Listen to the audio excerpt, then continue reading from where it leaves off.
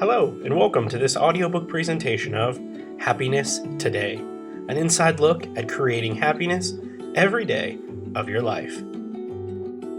Our presentation is laid out as follows. There's an introduction, then 10 chapters, and a conclusion. So with that, let's get started with the introduction of Happiness Today. Introduction. Don't worry, be happy. Now, no one sensible can deny that's good advice. But unfortunately for many of us, it can be a difficult request to follow. It shouldn't be, but it is. The world and all its pressures and anxieties appears to be almost designed to keep us from smiling much of the time. We just don't seem able to, despite how much we'd love to.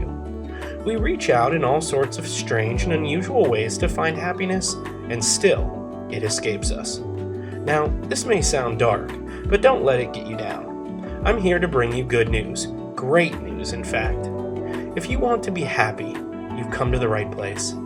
I've spent years pondering the question of why some people are happy despite being in what seems like bad conditions to most of us, looking in from the outside, and why other people who seem to have every advantage in life still are rarely smiling at all. When you take the time to really study how these two sets of people approach life, the answer to the happiness question becomes pretty clear. We can choose to become the masters of our emotions. We can make smart lifestyle and social choices that will almost ensure that we find ourselves happy at the end of the day, no matter what we face. Or we can do the exact opposite. My guess is if you find yourself reading this guide, you're the type of person who's just like me, interested in doing what you can to get the most out of life, to maximize your potential and your enjoyment every day, to crack the happiness code. That's what the purpose of this guide is. I can't wait to share with you what I've learned about this exciting subject. We're not talking a small change either. We're talking about a huge, revolutionary change. As long as you approach these ideas with a positive attitude and open mind. And most importantly, as long as you are willing to take action with what you will learn. Don't doubt it. When you find yourself happier each and every day, there's no way your quality of life won't skyrocket. And when you find yourself happier each and every day, there's no way your social life won't improve dramatically. In fact, all of your relationships will be reborn. And don't be surprised when your job gets a lot more enjoyable too. You may even find yourself getting raises you never expected. I know I did. Consider this your new handbook in the constant never-ending search for happiness. It won't let you down, as long as you take effort and don't let yourself down. I'm grateful to be alongside you for the start of your journey.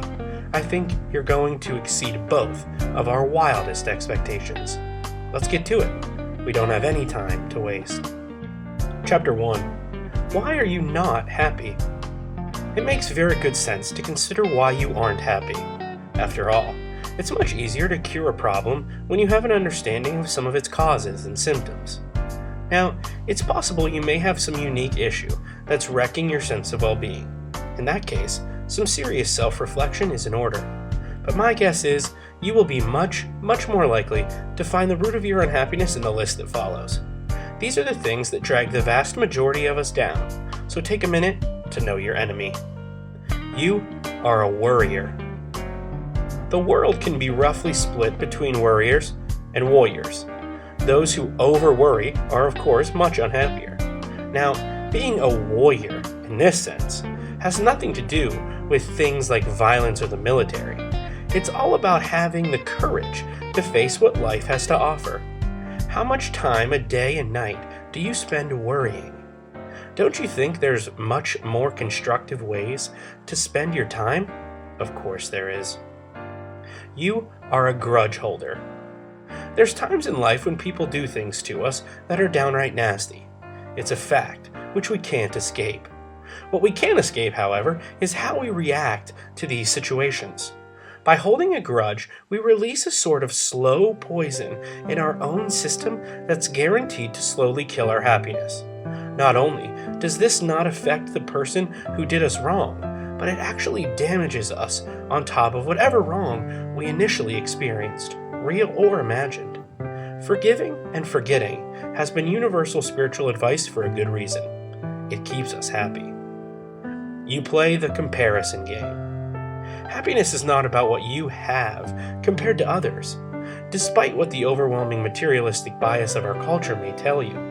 If your neighbor has the latest television, you buying the same television the next day won't ever make you truly happy. Happiness is based on internal factors more than not, and when you play the comparison game, I can guarantee you, you will never come out a winner. You isolate yourself. Loneliness is a terrible feeling. Things seem much more worse and problems much more daunting when you consider and face them alone. If you have the tendency to isolate yourself, this could be a huge part of why you feel unhappy. Humans are social creatures. We need to be around others who we care about and who care about us to be happy. You surround yourself with negative people. Negative people spread unhappiness like a virus. If you look at your inner circle and it has more than its share of those who never find a good word to say, it's time to make a big change. Not only is their outlook hurting their own happiness, it's hurting yours too. You are unhealthy. Poor diet and lack of exercise creates the perfect environment for unhappiness to take root. Your body is your temple, and when it's treated like a garbage can, it's not a shock that happiness will escape you. Have you ever noticed how much more pleasant fit people tend to be? Now, this list isn't exhaustive, but it should be enough to give you an idea of which area or areas may be causing you the most difficulty. Understanding the problem is our first step to overcoming it. So, don't worry. Happiness is right around the corner. Chapter 2. Learn to love yourself. Before we can really love anyone else with conviction, we need to learn to love ourselves. It's the first step towards achieving happiness, whose importance can't be overstated.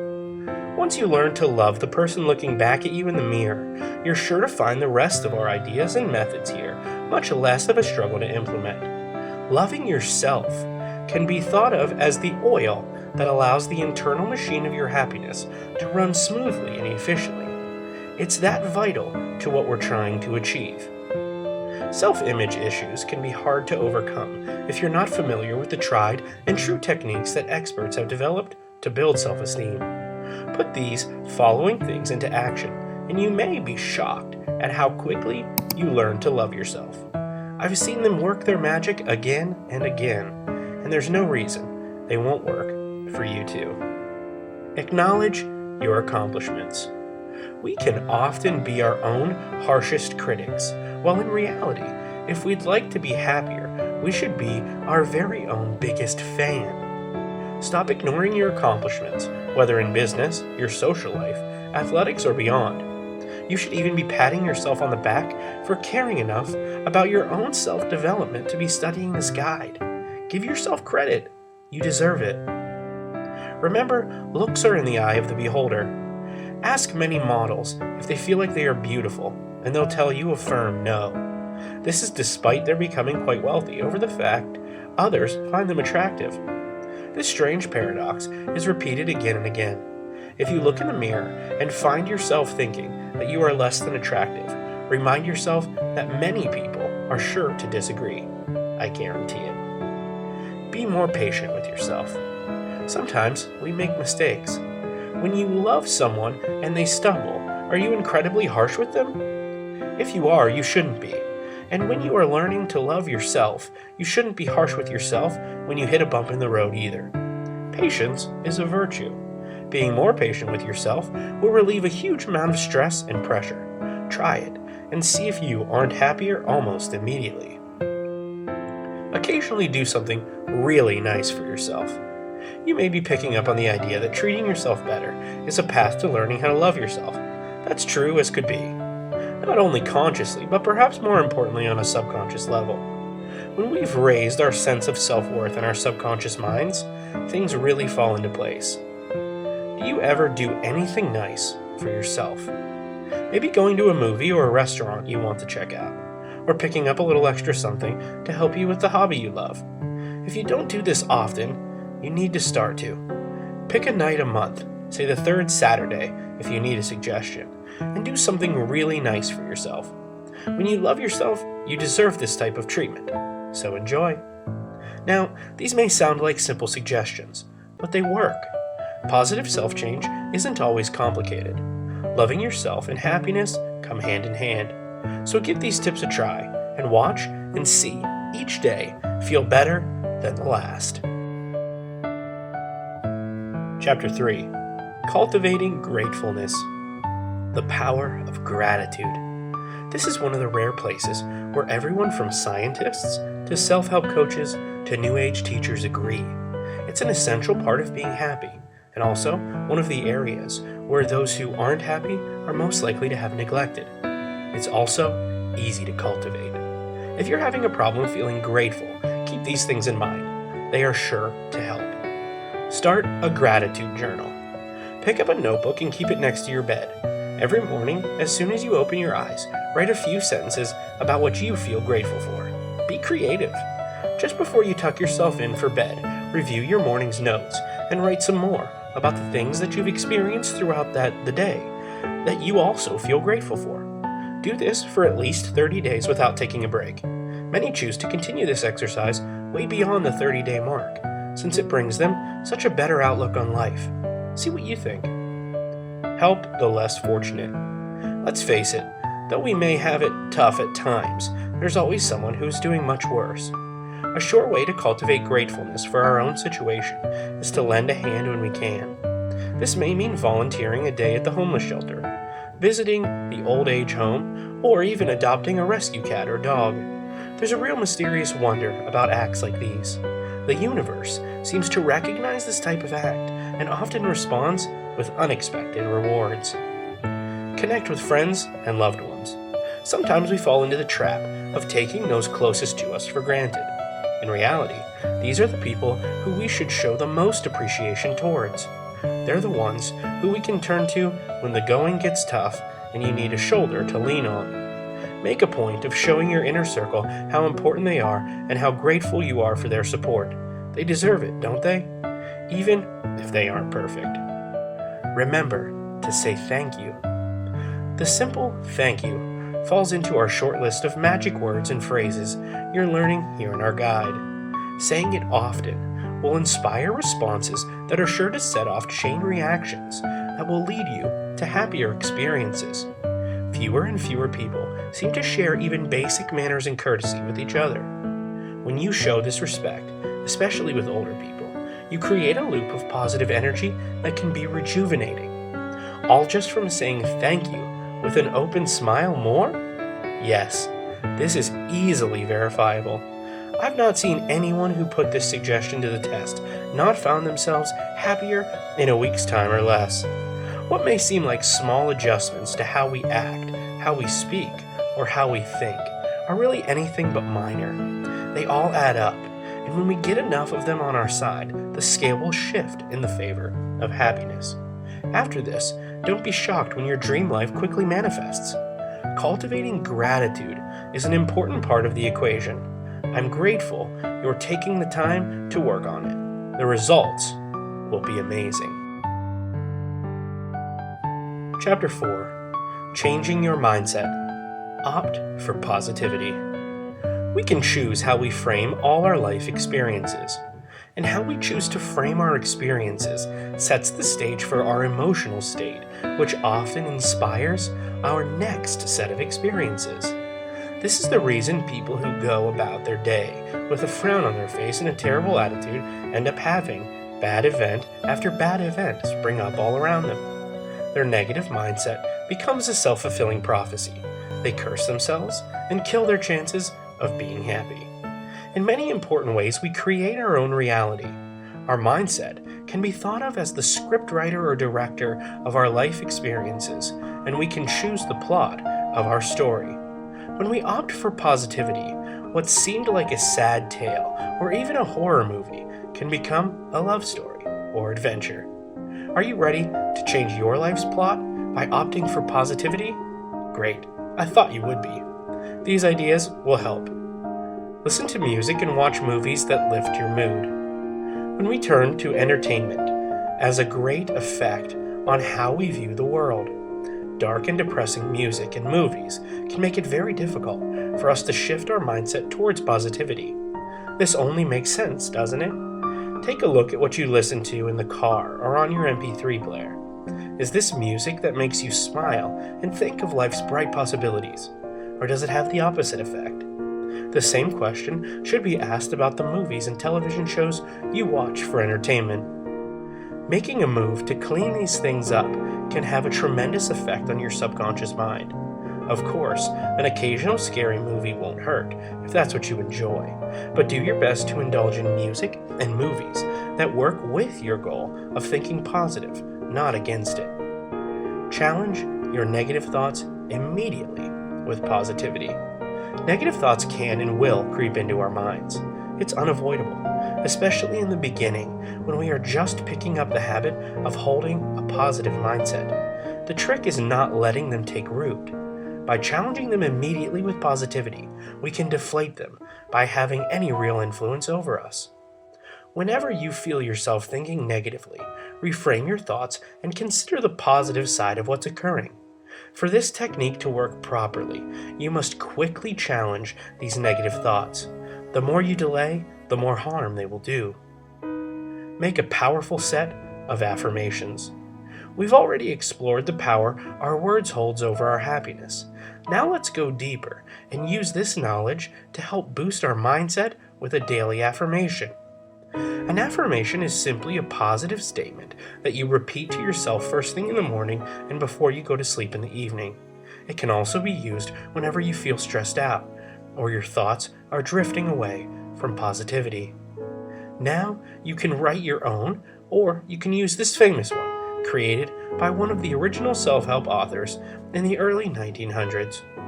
Each day, in every way, I'm getting better and better. If you choose to write your own, be sure to phrase things that you want and appreciate, not negative things you're trying to avoid. So instead of saying, "I'm not fat," you would say, "I am fit and healthy." It's a secret to how our minds work that will make your affirmations take hold quicker with more effect. Our minds can be tricky things. The more positive your mindset, the happier you will be. So please, take these suggestions and ideas very seriously. Chapter 5. Get a dream, find purpose. Have you ever struggled to get out of bed? The idea of going to a job that seemed pointless, almost impossible to do? I know I have. Feeling like you are just going through the motions, whether to a job you can't stand or pursuing a degree you aren't passionate about, is a quick route to being consistently unhappy. This explains why many people with millions in the bank are just plain miserable. They aren't passionate about what they're making their money doing. They aren't passionate about their lives. They're existing, moving on autopilot, without a sense of purpose that makes them stir inside. It's easy to make this mistake, and it's one of the ones that takes some effort and courage to break from. Many people may think you are crazy if you decide to quit your job as a stockbroker to become a fitness trainer, or switch your major from business development to creative writing. These same people probably feel like garbage when they drag themselves off to their responsibilities every day. This is partly what motivates them to give such awful advice. I'm going to suggest you do the exact opposite on your quest to achieve happiness. As your friend and guide here, I'm going to challenge you to get a dream and find purpose. When you do, you will put boredom to rest and life will become an adventure. It seems like the older most people become, the more difficult this challenge can be. Some of us even lose such touch with what we truly want and believe. We need time to remember exactly what our dreams were and are. Don't worry, this can be beat with a little honest self-reflection and work. Keep these things in mind. They help. Consider your past experiences. Have you ever taken the time to notice how often adversity gives birth to heroism? From the beloved therapist who experienced abuse themselves as a child, to the personal trainer who was obese, even the dating coach who didn't have his first date until he was 19 years old. The examples are endless. If you're having trouble identifying your purpose, take a look at your past experiences. The answer may be staring you right in the face. Local and world events. Has there been an issue either locally or globally that keeps drawing your attention? Not the latest media news bite, but something that's continuously resonating with you. This could be a sign of where your dream and purpose waits. A close friend was always an animal lover since a child, but ended up in a completely unrelated field where she made a quite large salary doing something that bored her. At first, she donated money to animal shelters. She went on to volunteer time, and eventually she found herself running a shelter herself. She's never been happier, and this is just one example that flashes to mind of dozens I've been exposed to since studying this subject. Don't be afraid to dream big. The bigger your dream, the better. It may take a step-by-step approach to get you where you'd like to be, but it's worth it. Even the wildest sense of purpose can be great to devote yourself to, as long as it's something you feel burning inside. The stories are out there, if you choose to look for them, of people who are living their dream in ways that are unbelievable and astonishing. One secret? If your dream and purpose involves helping others, the universe definitely seems to conspire in your favor. Call it karma, the law of attraction, or something else. Whatever it may be, it's impossible to ignore. Live your dream, find your purpose, start today. Thanks for watching my video. If you found this helpful, don't forget to leave a comment, subscribe to the channel, and share it with others to help them as well. I've left the link to part 2 in the video. See you there.